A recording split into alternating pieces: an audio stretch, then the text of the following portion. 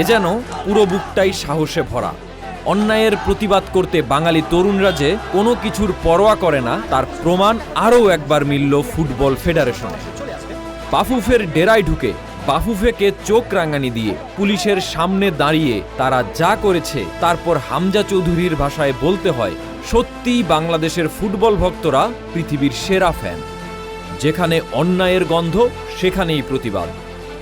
ঘটনার আদ্যোপান্ত জানা যায়।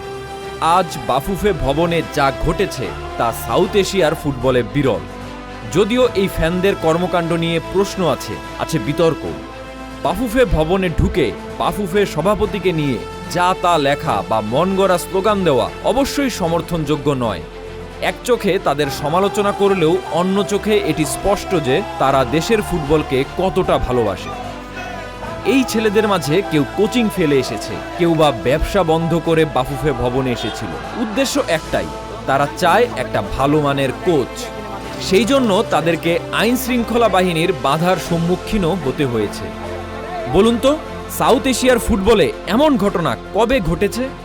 ক্রিস কোলম্যানকে কোচ নিয়োগ দেওয়ার দাবিতে বাফুফের গেটে জড়ো হয়েছিল একদল সমর্থক। শুরুতে তারা শৃঙ্খলা বজায় রেখে স্লোগান দেয়, কিন্তু এরপরে তারা সরাসরি ঢুকে পড়ে ফেডারেশনের মূল ভবনে। সেখানে বাফুফে সভাপতিকে নিয়ে অতিরঞ্জিত কথাবার্তা বলা হয়। প্রথম অবস্থায় ফেডারেশন নীরব ছিল। এর কিছুক্ষণ পর ফেডারেশনের প্রতিনিধি এসে তাদের সাথে কথা বলেন এবং শৃঙ্খলা বজায় রাখার অনুরোধ জানান। প্রত্যুত্তরে সমর্থকরা জানায় তারা সব কিছুই বজায় রেখেছিল, কিন্তু ফেডারেশনই তাদের দৈর্ঘ্যের বাঁধ ভেঙেছে।